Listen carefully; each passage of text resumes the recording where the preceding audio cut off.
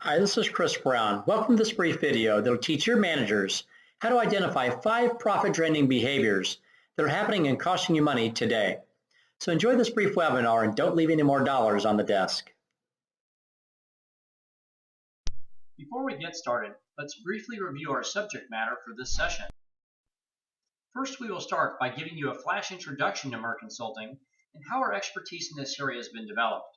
Then we will discuss the primary challenge service-based sales companies face today and how to develop the right mindset to lead efforts to overcome it. Next, we will share the 5 behaviors we see time and again that bleed profits unnecessarily and give you a formula to calculate the amount of money you may be leaving on the desk if your team is exhibiting these behaviors. Lastly, we will share a few gifts from Myrrh Consulting and then let you get back to your busy day. So, let's get started. Myrrh helps companies drive new levels of performance using your existing resources. So the gains we speak of do not require big risks or infrastructure expenditures. We do this simply by helping companies capitalize on their frontline opportunities. Nothing is more frustrating than to spend money in marketing to generate revenue opportunities and then not to capitalize on them. We work with our clients to help solve that problem.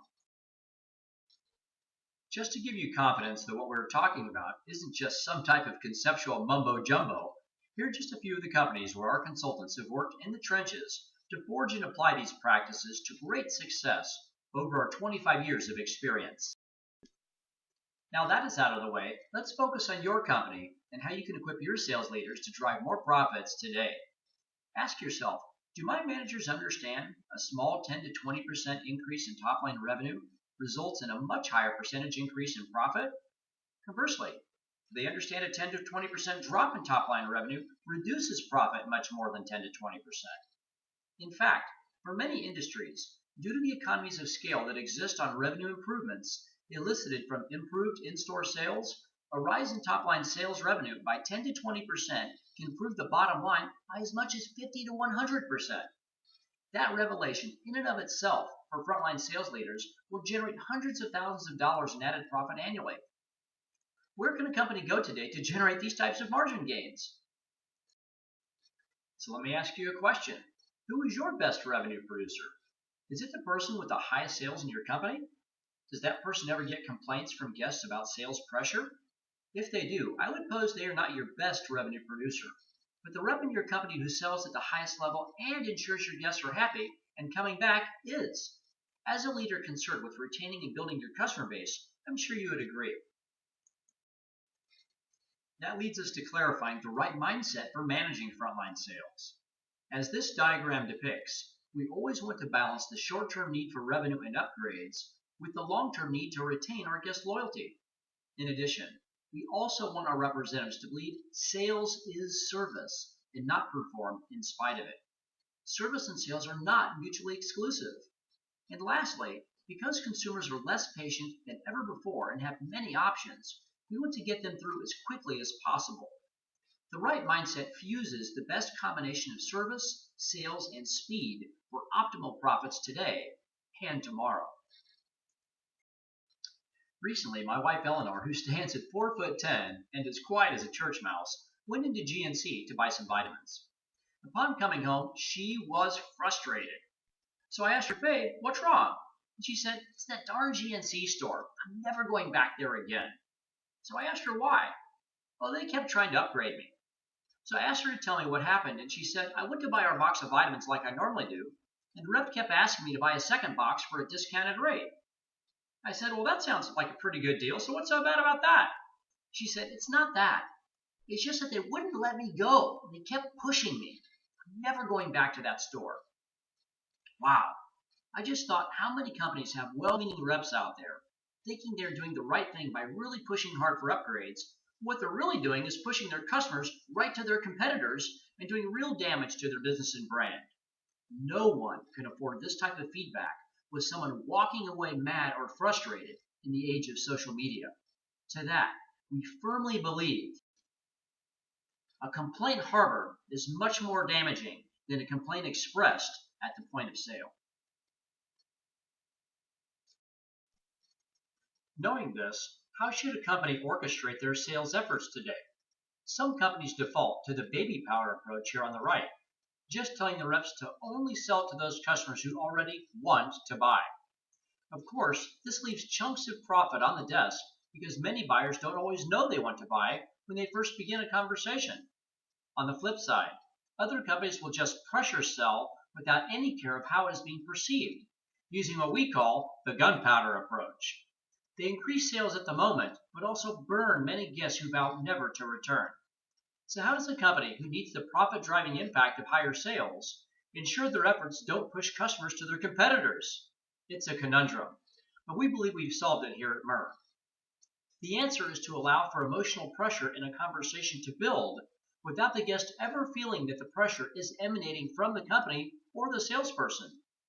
The way this is achieved is to become supremely likable and ensure you truly uncover their needs so you can just match your products to the guest instead of selling them to the guest. We've installed this approach with many, many companies. It allows them to thread the needle and find that nexus between optimal service and revenue. Now, here are the 5 behaviors your frontline sales manager should be looking for every day. If they can identify and reduce them, it will pay off tremendously for you and your organization. The first behavior is financial self-projection, which is the inability or unwillingness of a frontline salesperson to confidently offer a product or service at a price point beyond their personal ability to afford that item. This manifests itself in reps not offering your top packages because they cannot afford those items personally. Unfortunately, this also results in your most affluent customers not getting the education and service that meets their needs or wants. We saw this extensively with Sandals and Beaches Resorts in their call centers across the Caribbean. Their frontline reps make an average income of $15,000 to $18,000 per year. But time and time again, we found they were afraid to offer their vacations, which frequently exceeded $5,000 per week. They were projecting their own financial limitations on the caller. We have since learned this mindset is everywhere. It's a common issue, so managers need to reinforce the value of those higher items and the fact that everyone earns and inherits different levels of wealth. Their job as representatives is to simply match their guests' needs with the best product or service and let the chips fall where they may. They are actually complimenting the guest by offering their better services. Number 2 is prejudging. Probably the most common malady experienced by sales organizations and advisors alike is prejudging, whether it is assuming someone will spend big based on perceived affluence of the guest, or more commonly, the assumption that someone will not buy for one reason or another, are both demonstrations of financial prejudice. A rep we were working with in Detroit once told me, when he was younger, he used to bag groceries. One day, he helped a humble elderly man take his groceries to his old pickup truck. Walking back to the store, he couldn't help but notice all of his fellow employees had their faces pasted to the window watching him. When he went inside, they asked him if he knew who that customer was. He excitedly replied, "I have no idea, but he has tipped me $100. That man was Sam Walton, founder of Walmart. You just never know who you're serving, so treat everyone like they just won the lottery. They may have. You see, in every sales situation, there are different levels of skills required to open those doors of opportunity. First level sales, or gimmies as we like to call them, only require a positive, friendly person to receive the sale. However, level 2 sales require a rep to be friendly, but also to be exceedingly knowledgeable about the features and benefits of their services and how they will help the guest. Then there are other level 3 opportunities. These are the most difficult because they not only require a positive attitude and expert product knowledge, they also require a clear, leading presentation style so the guest feels served and not sold. Only the very best salespeople can unlock all doors of opportunity and make it easy for the guest to say yes. Of course, there will always be sales doors that remain locked, which are not really sales opportunities at all. These are customers who are not going to buy in any situation, regardless of the skills of the salesperson or the quality or price of the product. They are, however, opportunities to create goodwill and future business. The key here is to not be frustrated by those no's and to just move on to the next opportunity positively. Now we know number 3 is one that drives leaders crazy. That is habitual discounting. This conditioned behavior from employees then conditions customers to expect a discount even when it's unjustified. Every company should track the percentage of discounts applied by every representative or at least the number of discounted dollars as a percentage of the dollars generated. If you do, you will find some little pots of gold hidden among your sales team performance. Allowing unnecessary discounting to go on too long can transform your discounted price into your actual price, which effectively devalues your product or service. Sell the product or service, not the discount. Number 4, learned helplessness, is another conditioned response that shows up when a salesperson runs into long dry spells, which could be for a host of reasons, of no or low sales opportunities. This becomes so discouraging that the salesperson quits even trying to sell, thinking, what's the use? A skilled sales manager will anticipate, identify, and correct this psychology by rebuilding their confidence and ensuring the advisor continues to focus on the fundamentals of their sales approach. They will share that sometimes you can do a perfect pitch and still not get the sale. Other times, you can butcher an offer and the guest will say yes. In short, you can't control the customer. You can only control what you do. So be consistent with your approach, and the pendulum will eventually swing back in your favor. And lastly, number 5 is misinterpreting pricing comments as objections. It's easy to mistake a passionately expressed or loud comment about a price as a strong or even angry objection, instead of what it really is, just a comment. When this happens, the misinterpretation results in the advisor cliff dropping down the menu much further than necessary and leaving a lot of those dollars on the desk. Here are a few comments that are misinterpreted frequently. How much? Are you kidding me? Wow, that's expensive. Teach your sales managers to watch for unnecessary revenue drops when they overhear phrases like these, and you will lift your revenue per transaction big time. So there you have it, the 5 behaviors your sales team can correct today that will pay off in substantial profit lifts. It takes some time, but with practice, you will help your advisors move through the 4 levels of service-based sales proficiency. Unconscious incompetence, where the learner is even aware of their lack of skill, to conscious incompetence, where the learner realizes how important certain skills are, but have not achieved mastery of them yet. This eventually leads to conscious competency, where the advisor can perform the steps, but has to think about them mechanically each time, and finally to where we want to be, taking care of guests and driving revenue with unconscious competence. Now an innate ability they can perform without even thinking about it. Powerful stuff. So you might be thinking, well, Chris, how big do you think the opportunity is? Well, the answer is I don't know for sure without doing a discovery, but let's try to ballpark it for you. Using this formula, you can determine how many dollars you may be leaving on the desk. First, determine your annual number of locally booked reservation and walk-up days. Next, take your top revenue performer that also provides great service and compare them to your weakest performer. Take the variance in revenue per day, RPD, between those 2 advisors and multiply it by 50%. Then, take that amount and multiply it by your annual number of locally booked days from above.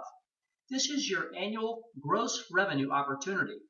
Next, determine your average COGS, your cost of goods sold, for 1 added booking, which is probably 20% or in some cases much less. This leaves at least 80% as your profit percentage on that added revenue. Lastly, take your gross revenue opportunity and multiply it by your profit percentage and voila! That is how many dollars you may be leaving on the desk annually. One cautionary note, don't let this number discourage you. You're already very successful and this is just another big opportunity in front of you. Now it's just a question of how best to capture it. Focusing on these 5 behaviors is a great start. If you're thinking you don't have the resources necessary to capture this opportunity on your own, we understand and we can help. As such, I'm providing you with 2 complimentary gifts from Myrrh Consulting just for watching this webinar. First is a free 1-hour coaching or collaboration session for you or any members of your team, leaders, managers, or salespeople. This is great as an intervention or as a simple coaching session to give your team members some new ideas to try. The second gift is for you. If you'd like us to conduct an on-site discovery to truly quantify what opportunity might exist for your team, we'll visit your site or sites for a 1-day discovery at no charge and share with you a comprehensive set of findings which are yours to keep whether or not you ever decide to partner with Myrrh. If either of these are of interest, kindly let me know and we'll be happy to coordinate them for you. No strings attached. Just keep this in mind if you ever have a need. As leaders, we know we can always make more money, but we can't make more time. I genuinely appreciate you taking a few minutes out of your busy day to watch this webinar, and I hope you found it valuable. On behalf of our team here at Myrrh Consulting, have a fantastic fourth quarter, and again, thank you.